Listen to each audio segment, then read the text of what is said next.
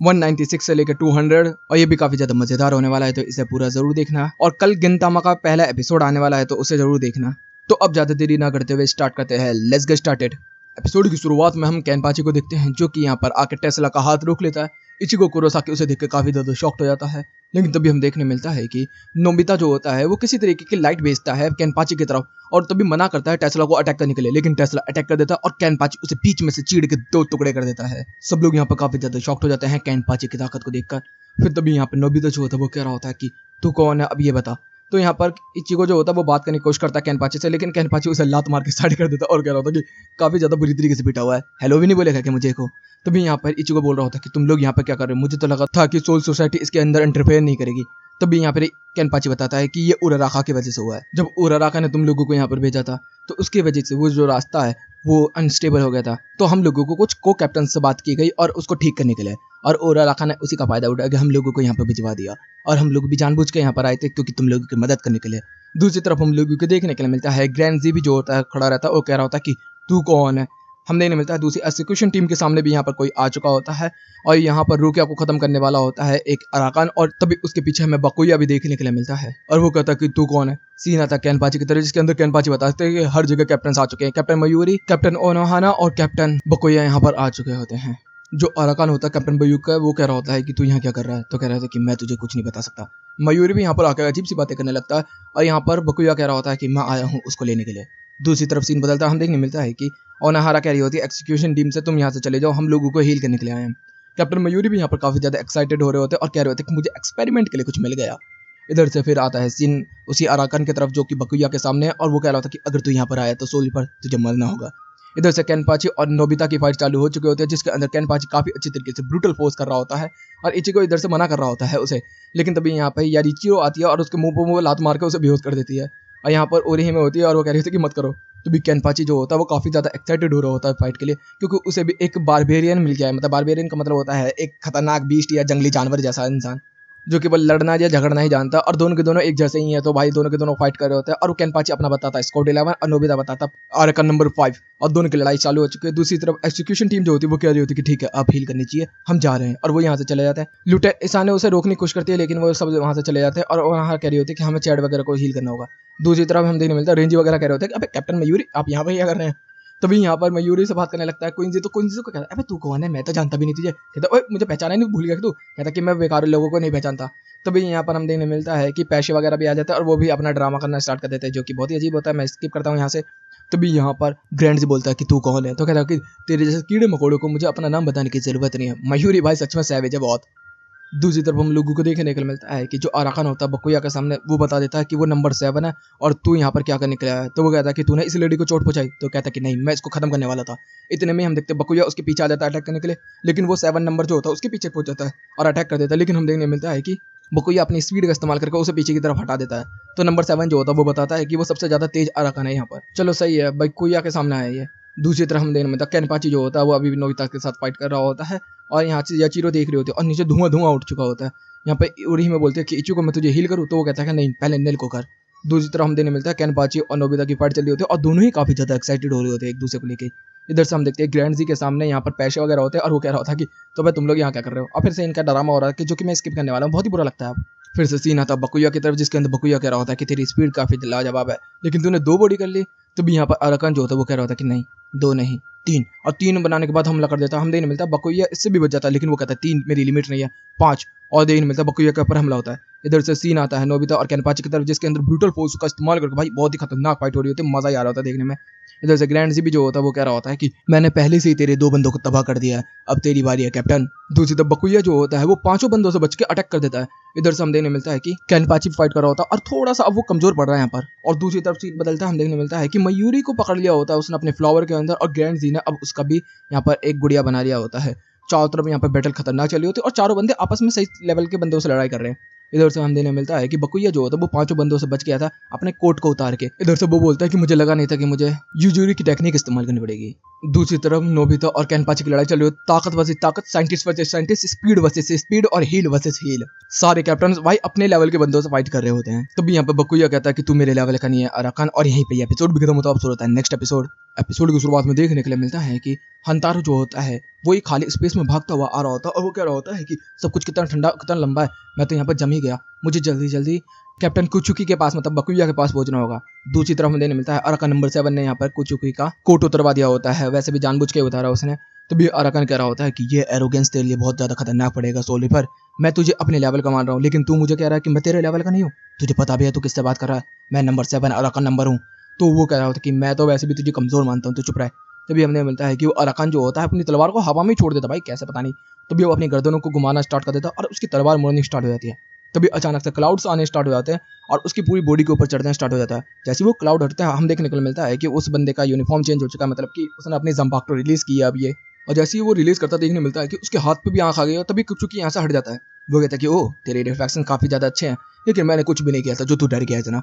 तो कहते कि वैसे तू पकड़ा गया है। देखने को मिलता है कि बकुया के पैर पर एक निशान बन चुका होता है जिसके अंदर वो बोलता था है कि अब तू मेरी बात मानेगा, इधर आ। और वो पैर चलना स्टार्ट हो जाता है। तो वो बताता है कि जैसे पुराने माइथोलॉजी के अंदर होता है कि कोई भी चीज दूसरी चीज के ऊपर डिपेंड करती है, तो तू इसी तरीके से मेरे कमांड के ऊपर डिपेंड करता है, तो मेरी तरफ बढ़। और यहाँ पर वो रोकने की कोशिश कर रहा होता है बकुया अपने आप को, लेकिन वो मना कर देता है कि इसका कोई फायदा नहीं है।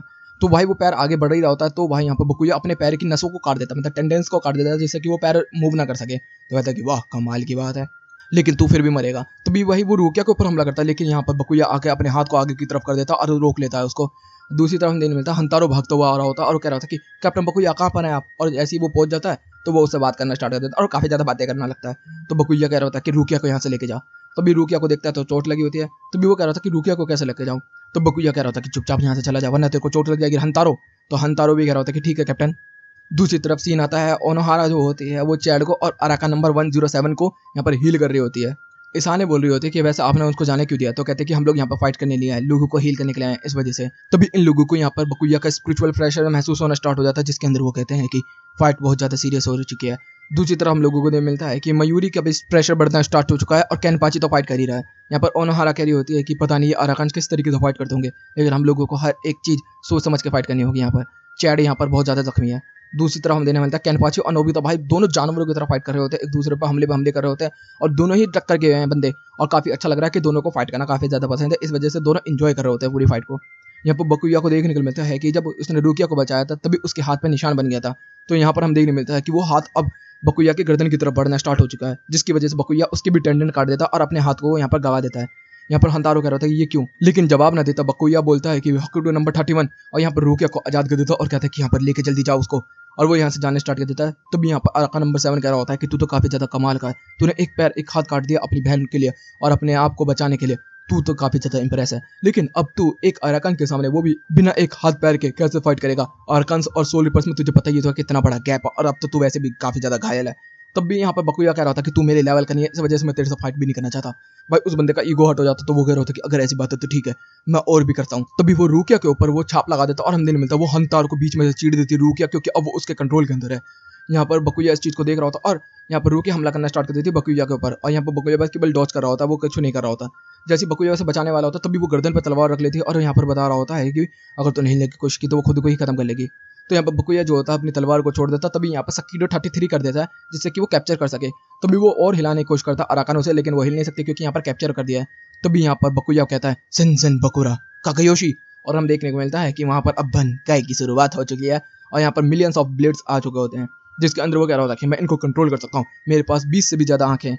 तो यहाँ पर बकुया जो होता है वो कह रहा होता है कि हाँ तेरे पास 20 से भी ज्यादा आंखें होंगी, इसका मतलब तू 20 चीजों को कंट्रोल कर सकता है, लेकिन ये है मिलियंस ब्लेड्स, तू मिलियंस ऑफ ब्लेड्स को कैसे कंट्रोल करेगा बेबी।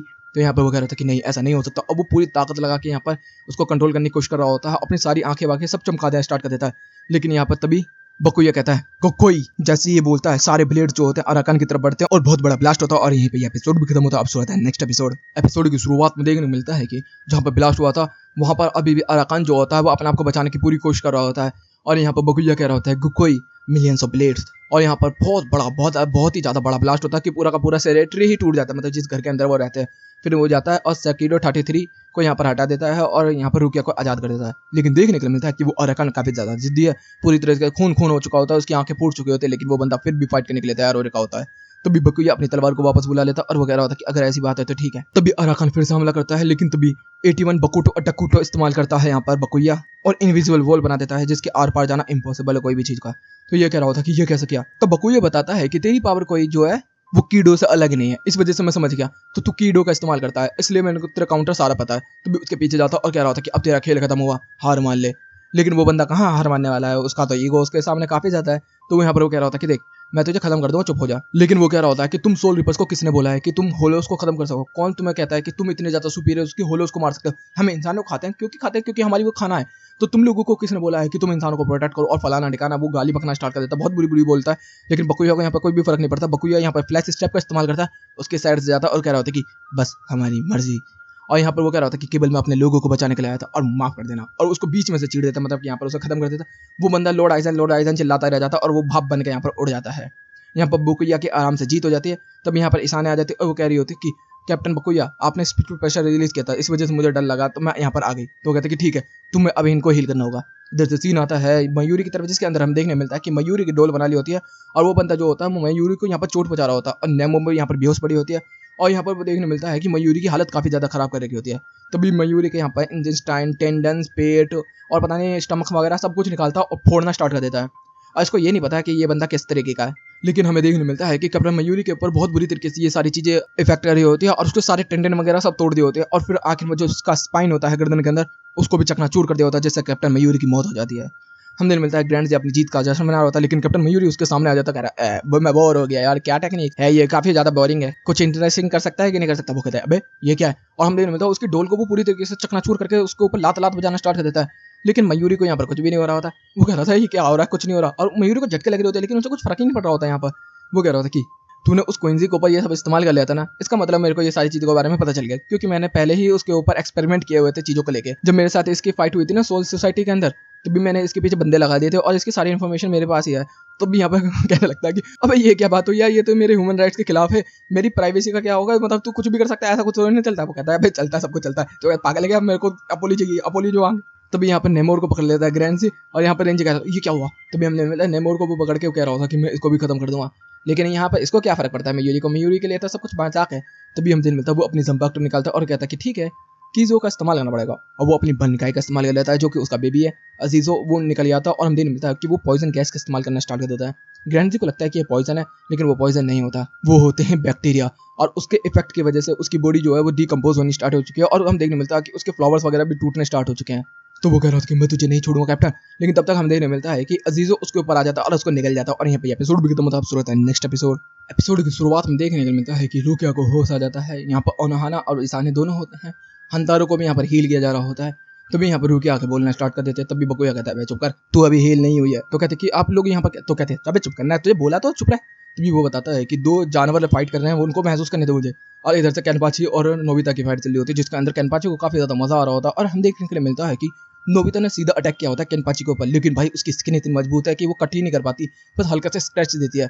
और यहाँ पर फिर कैनपाची हमला करता है और हम देखने मिलता है नोबिता को भी कुछ नहीं होता, उसकी बॉडी भी काफी ज्यादा मजबूत है। और दोनों के दोनों भाई फिर आसमान में उड़ के हमले करने स्टार्ट कर देते हैं और दोनों के दोनों स्पीड में अटैक करने स्टार्ट कर दिए हैं। चारों तरफ धुआं उठा दिया भाई, बहुत ही खतरनाक फाइट चल रही होती है दोनों के बीच में। तभी ओरी में जो होती है वो फिर से इचिगो के पास जाती है और कह रही होती है कि मैं तुझे हील करूँ क्या। तो कहते हैं अबे नहीं, जाकर नेल को हील कर। तो कहते हैं कि ठीक है। अब वो नेल के पास पहुंच जाती है। इधर से हम देखने मिलता है कि दोनों की फाइट काफी ज्यादा मजेदार चल रही होती है। इधर से चैड को भी होश आ चुका होता है और ओनहा कह रही होती है कि कैनपाची। दूसरी तरफ मयूरी को देखते हैं मिलता है कि जो कि कह रहा होता है कि मुझे तेरी आवाज़ नहीं आ रही ग्रैंड जी। और हम देखने के लिए मिलता है कि सच में उसके अजीजों ने उसको खा लिया होता है। और यहाँ पर नेमो जो होती है वो लटकी होती है, क्योंकि उसने टेंडन ने पकड़ लिया था उसको। तो वो कह रहा था कि ये क्या चल रहा है। तभी यहाँ पर रेंजी के ऊपर बैक्टीरिया आने लगते हैं और वो पॉइजनेट हो जाता है। रेंजी कहता है तू क्यों नहीं हो रहा। तो इशिडा बता देता है कि मैं पहले ही फाइट कर चुका हूँ इस पॉइजन से, तो इस वजह से मैं नहीं हो रहा। तो जैसे वो बात कर रहा था तभी उसको भी खून की उल्टी आ जाती है। तो कहता है कि अभी मैं कैसे हो गया। तो यहाँ पर मयूरी बताता है जब भी मेरी बैटल होती है मैं उसके बाद मॉडिफाई कर देता हूँ। वो कहता है फिर पागल है, कहते जान से मारना चाहता है हम लोगों को। सच में मयूरी की फाइट जब भी होती है ना मुझे काफी ज्यादा हंसी आती है, पता नहीं क्यों। और जब भी मयूरी और इशिडा एक सामने होते हैं तब और भी ज्यादा हंसी आती है। तभी यहाँ पर नेमो जो होती है वो कह रही होती है कि सर मुझे नीचे उतार दीजिए प्लीज। जैसे ही वो मना कर देता तभी हम देखने मिलता है कि नेमो के साथ यहाँ पर कुछ होता है और उसकी बॉडी जो होती है वो ट्विस्ट होनी स्टार्ट हो चुकी होती है। और ट्विस्ट हो होती है तभी हम देखने मिलता है उसके मुंह से धुआं निकलना स्टार्ट हो चुका है पिंक कलर का। तभी यहाँ पर हम देखने मिलता है ग्रैंड जी की आवाज़ आनी स्टार्ट हो जाती है जिसके अंदर वो कह रहा होता है कि मैं अब सारे रेसिस इसके कंट्रोल करके मैं फिर से रिबॉर्न हूँगा लाइक अ फिनिक्स, मैं हूँ सबसे ताकतवर, मैं हूँ इमोर्टल। और वो यहाँ पर देखने को मिलता है कि वो रिबॉर्न हो चुका होता है और नेमो जो होती है वो बुरी तरीके से हालत खराब हो चुकी थी। मयूर इस चीज को देख रहा होता है और यहाँ पर फिर वो बोलता है कि जैसे फिनिक्स मरता है राख के अंदर और फिर वहीं से रिबॉर्न हो जाता है उसी तरीके से मैं भी कहीं से भी रिबॉर्न हो सकता हूँ, तो मुझे मारना इम्पॉसिबल है।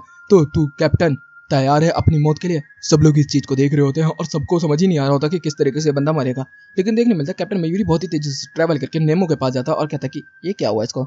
तो वो कहता है कि ओ तुझे अपने लूटेंट्स को अब लेके बुरा लग रहा है, इसका मतलब दिल तो है तेरे पास। तभी वो कह रहा था कि फालतू की बात मत कर, मैं तो बस देखने गया था तू किस तरीके से निकल गए थे छोटे से एरिया से। वो कहते हैं क्या बकवास है तू। वो कहता कि ये बेवकूफ़ थी, इसने कभी ध्यान ही नहीं दिया। लेकिन चलो ठीक है इस्तेमाल करते हैं फिर से। हम देखने मिलता है कि अब ग्रैंड जी जो होता है वो अजीज़ों के ऊपर ही हमला करवा देता है उसकी बनकाई का इस्तेमाल करके और कहता है कि ये मेरी पावर है क्योंकि मैंने अब तेरे अजीज़ों को कंट्रोल कर लिया है। तो यहाँ पर हम देखने मिलता है कि अजीज़ों ने कैप्टन मयूरी को खा लिया होता है, लेकिन तभी वहाँ पर बनकाई फट जाती है और वो बनकाई जो होती है वो फिर से ब्लेड की फॉर्म में आ जाती है। वो कहता है कि मुझे पता था कि ऐसा भी कभी कुछ हो सकता है, तो मैंने पहले से अपनी बनकाई को मॉडिफाई किया था इस चीज़ के लिए, अगर ऐसा कुछ होता है या कभी मेरे पर हमला करती है तो वो वापस अपनी नॉर्मल स्टेट में आ जाए। तो यहाँ पर ग्रैंड बोल रहा था कि मैं तो परफेक्ट बीम में कुछ भी कर सकता हूँ। तो कहता है कि परफेक्ट बीम, वाओ काफ़ी अच्छी सुनने में लगती बात, लेकिन देख मेरे पास क्या है ये पोशन। तो कहते हैं कि क्या कोई एक और जहर है क्या? तो कहते हैं कि नहीं नहीं ये है परफेक्ट बीम के लिए। जैसे कभी लड़ाई होती है और दोनों के दोनों बराबर हो तो दोनों की बराबर स्पीड, बराबर लाइट और बराबर तलवार होगी, तो इसी तरीके से मैं तेरे को ये चीज़ देना चाहता हूँ। ये बोलूँ मैं तेरे को ये दे चुका हूँ, मेरे शब्द तो तेरे पास पता नहीं कितने सालों में पहुंच रहे मुझे नहीं पता, क्योंकि तू परफेक्ट बीन है ना। मैंने तेरे लिए टाइम काफ़ी ज़्यादा फास्ट कर दिया, या फिर बोलूँ तो मेरे लिए काफ़ी ज़्यादा स्लो हो चुका है। तू मुझे देख रहा होगा कि मेरे अभी तक सवाल जो मैंने स्टार्टिंग की होगी ना वो तेरे पास अभी तक पहुंचे भी नहीं होंगे। और ये ब्लेड है ना मैं धीरे धीरे करके तेरे पास लेके आऊँगा। आज ऐसे मैं पास लेके आऊँगा तुझे पता भी नहीं चलेगा कि ये ब्लेड कब का कब तेरे पास आ चुका है। तेरे लिए तो सेंचुरीज बीत चुकी होंगी और तू देख अपने हाथों से उसे रोकने की कोशिश करेगा, क्योंकि तू नॉर्मल स्पीड में सोच रहा होगा ना अपने आपको, हाँ तू हाथों से रोक ले कोई बात नहीं, मैं तेरे हाथों को चीरता हुआ तेरे दिल तक इसको पहुंचा दूंगा। हो सकता है तुझे करोड़ों साल बाद पता चले कि तेरे हाथों को तलवार ने चीर दिया और फिर तेरे दिल को चीर रही है। तू करोड़ों सालों तक दर्द महसूस करेगा जब तक तो ये दुनिया भी खत्म हो जाएगी। व्हाट द हेल, मतलब यहाँ पर टाइम डायलेशन किया है इसने और यहीं पे ये एपिसोड भी खत्म होता है। नेक्स्ट एपिसोड की शुरुआत में देखने के लिए मिलता है कि यहाँ पर ग्रैंड जी को लगता है कि सालों करोड़ों साल बीत चुके हैं, क्योंकि वो बुढ़ा हो चुका है। यहाँ पर वो कह रहा होता है कि प्लीज़ ये तलवार जल्दी से मेरे दिल तक जाए और मुझे मार दे। पता नहीं वहाँ पर कितना टाइम बीता होगा, लेकिन मुझे तो करोड़ों साल लग रहे हैं, क्योंकि उसके लिए टाइम काफ़ी ज़्यादा तेज या फिर फास्ट हो चुका है, समझ ही नहीं आ रहा किस तरीके से चल रहा है। कैप्टन मयूरी उसके लिए स्लो है लेकिन टाइम उसके लिए काफ़ी ज़्यादा फास्ट है, मतलब ये दोनों तरीके से काम चल रहा है। यहाँ पर कैप्टन मयूरी भी कह रहा होता है कि कोई भी चीज़ परफेक्ट नहीं हो सकती, अगर कोई चीज़ परफेक्ट होगी तो ये दुनिया काफ़ी ज़्यादा बोरिंग हो जाएगी। हम साइंटिस्ट के लिए कोई भी चीज़ परफेक्ट इसलिए नहीं हो सकती, अगर वो परफेक्ट होगी तो उसके ऊपर रिसर्च नहीं कर सकते ना हम लोग, क्योंकि वो परफेक्ट बीइंग है। परफेक्ट बीइंग के ऊपर कोई क्या रिसर्च करेगा, लेकिन इनपरफेक्ट को हम परफेक्ट बनाते हैं, यही हमारा काम है। तो साइंस की वजह से ही दुनिया काफ़ी ज़्यादा अच्छी चलती है, वरना सब कुछ तो काफ़ी बोरिंग हो जाएगा ना, समझ गया ना तू। तो भी यहाँ पर इशिडा कह रहा होता है कि भाई फालतू की बकवास हो गई तो हम लोगों को भी उठा ले। तो कहता है कि भाई कुंजी चुप करना, मैं तेरे से बात कर रहा हूँ। तो वो अपनी तलवार को वापस रख लेता, तभी उसको एक पत्थर देखने के लिए मिलता है। तो वो कह रहा होता है कि नेमो नेमो इधर आता। कहता है कि नेमो तो मर चुकी है, लेकिन वो नेमो के पास जाता है और नेमो के ऊपर से दबाना स्टार्ट कर देता है और उसकी अजीब अजीब आवाज़ आने लगती है। दोनों के दोनों आंखें खोल के देख रहे होते हैं और वो बंजी ठीक हो जाती है, मतलब उसने कुछ पगवट तरीका बना रखा। तो यहाँ पर इशिडा कहता है कि तूने इतना गंदा काम किया कि हम टीवी पे भी नहीं दिखा सकते। तो कहता है कि मेरी गलती है, मैंने बोला ना ये 18+ है तो चलेगा। इशिडा कह रहा था फालतू की बकवास कर रहा है यहाँ पर, और इन लोगों की बहस होनी स्टार्ट हो जाती है बहुत ही अजीब तरीके से, क्योंकि उसने कुछ अलग ही काम किया होता है। फिर नेमो को बोलता है कि जमीन खोदने के लिए, और जैसे ही खोदना स्टार्ट कर देता है हम देखने मिलता है पैसे और दो चाका वापस आ जाते हैं। वो आते ही फिर कॉमेडी चालू कर देते हैं, लेकिन नेमो नहीं सुनती, फिर से वो गड्ढे पे गड्ढे चली जाती है। यहाँ पर दोनों चाका और पैसे को साइड में हटा दिया जाता है, वो गड्ढे करती चली जाती है। हम देखने को मिलता है कि जमीन के नीचे एक दरवाजा होता है। यहाँ पर सब लोग इस चीज़ को देख के काफ़ी शॉक्ड हो जाते हैं। इधर से मयूरी भी कह रहा होता है कि हर साइंटिस्ट अपने डाटा को, अपने बेस को, अपनी चीज़ों को बचा के रखता है, बेशक उसकी मौत ही क्यों ना जाए। दूसरी तरफ हमें देखने मिलता है कि वहाँ पर 2 लाशें भी लटकी पड़ी हैं। ये दोनों चाका और पैसे की लग रही है मुझे, क्योंकि साइज वैसा का वैसा ही दिख रहा है। तुम लोग कमेंट में बताना। सीन बदलता है, हम देखने के लिए मिलता है कि कैनपाची ने यहाँ पर नोबिता के ऊपर तलवार का बहुत खतरनाक अटैक किया होता है, लेकिन देखने को मिलता है कि उसकी बॉडी के ऊपर से लाइटिंग निकल जाती है, लेकिन एक स्क्रैच नहीं आता। और यहाँ पर तभी वो कैनपाची के ऊपर हमला कर देता है और कैनपाची के कंधे में खून निकल आता है। तो यहाँ पर वो कह रहा होता है कि कैनपाची से तू तो काफ़ी ज़्यादा ताकतवर नहीं है, मैं काफ़ी ज़्यादा ताकतवर, सोल रिपर्स की कोई भी तलवार मेरे को नहीं काट सकती। तो यहाँ पर कैनपाची कहते हैं अच्छा ऐसी बात है, और जैसे ही वो हमला करता है तो कैनपाची की तलवार को पकड़ के दूर की तरफ कर देता है और कहता है कि नहीं कर सकती तो मतलब नहीं कर सकती। लेकिन हम देखने मिलता है कि यहाँ पर याचिरो स्माइल कर रही होती है। दूसरी तरफ सीन आता है, हम देखने मिलता है कि इशिडा की हालत काफ़ी ज़्यादा खराब हो रही होती है और उसको पकड़ा होता है नेमो ने। और यहाँ पर जो मयूरी होता है वो कह रहा होता है कि ठीक है मैं तेरा इलाज करूँगा, ये इंजेक्शन तेरे को दूंगा। तो कहता है कि नहीं मेरे को तेरे से इलाज नहीं करवाना, तू मुझे रिमोडिफाई कर देगा। लेकिन हम देखने मिलता है नेमो जो होता है उसके मुंह पर ऊपर ही बैठ जाती है और भाई उसको सफोकेशन कर देती है, वो बंदा बेहोश हो जाता है। और फिर उसको इंजेक्शन लगाने जा रहा होता है कैप्टन में, लेकिन तभी रेंजी कह रहा होता है कि कैप्टन प्लीज पहले मुझे हील कर दिए। तो वो कहते हैं क्यों? कहते कि मेरे को फाइट करनी है। तो कहते कि जरूरत नहीं है, सारे के सारे कैप्टन जो है वो फाइट कर रहे हैं और सारी फाइट ऑलमोस्ट खत्म भी हो चुकी है, बस एक ही फाइट चली है केनपाची की वर्सेस अराकन की। और तुझे पता ही है जंगली जानवरों के बीच में जाना कैसा होता है कि एक शेर के सामने गोश्त का टुकड़ा फेंक दो और उस गोश्त के टुकड़े को उठाने के लिए जाओ। मैं तो नहीं चाहता कि तू वहां पे जाके मरे रेंजी, तो चुपचाप वो फाइट होने दो उधर। दूसरी तरफ हम देखने को मिलता है केनपाची और नोबिता की फाइट खतरनाक तरीके से चल रही होती है, दोनों के दोनों भाई बहुत टक्कर की फाइट कर रहे होते हैं, लेकिन यहाँ पे केनपाची की ब्रूटल फोर्स काफी ज्यादा है। तो केनपाची ने एक फटका दिया होता है जिससे नोबिता आसमान मोड़ जाता है। तभी नोबिता जो होता है अपने ब्लेड को ऊपर की तरफ फेंकता है, चेन से पकड़ता है और टोर्नेडो ला देता है वहां घुमा के सीधा अटैक करता है केनपाची के ऊपर और कहता है कि तेरा खेल खत्म हुआ सोल्जर पर। लेकिन देखने मिलता है केनपाची जो होता है उस ब्लेड को पकड़ता है और नीचे की तरफ खींचता है और फिर चेन से पकड़ के उसी को खींच के मुंह पकड़ के जमीन में गाड़ देता है और उसके मुंह पे छेद करने वाला होता है। तभी वो यहाँ पर डॉज करके भाग जाता है। तभी केनपाची कहता है ओह तू तो कह रहा था कि कोई भी ब्लेड तुझे काट नहीं सकता, तो तुझे डॉज क्यों किया? इसका मतलब तुझे डर लगा। तो यहाँ पे नोबिता कह रहा था कि ये बैटल इंस्टिंक्ट है, कि कभी भी काम का जाता है, तो तू मेरा कुछ नहीं कर सकता सोल्जर पर। और फिर नोबिता फिर से हमला कर देता है, लेकिन हम देखने मिलता है कि केनपाची फिर से उसकी ब्लेड को पकड़ता है और जमीन में खींच के लेकर आता है और फिर अपनी ब्लेड को सीधे उसके लेफ्ट आई के आर पार कर देता है बहुत ही खतरनाक तरीके से। यहाँ पर देखने को मिलता है कि नोबिता जो होता है इस चीज को देख रहा होता है और उसके खून नहीं निकला होता। तभी यहाँ पर नोबिता जो होता है केनपाची की छाती के अंदर अपना हाथ घुसेड़ के उसकी छाती को छेद कर देता है और वो कह रहा होता है कि तुझे लग रहा होगा ना कि मेरा खून क्यों नहीं बहा या मुझे दर्द क्यों नहीं है या मरा नहीं।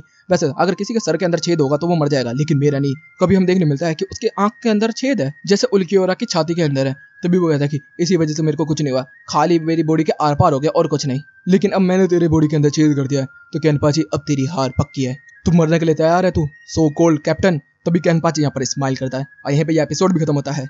तो गाइस वीडियो चलेगी तो वीडियो को लाइक कर देना, चैनल को सब्सक्राइब कर देना, कमेंट बॉक्स में अपनी प्यारी प्यारी बातें भर देना। Okay guys bye bye, thank you for watching.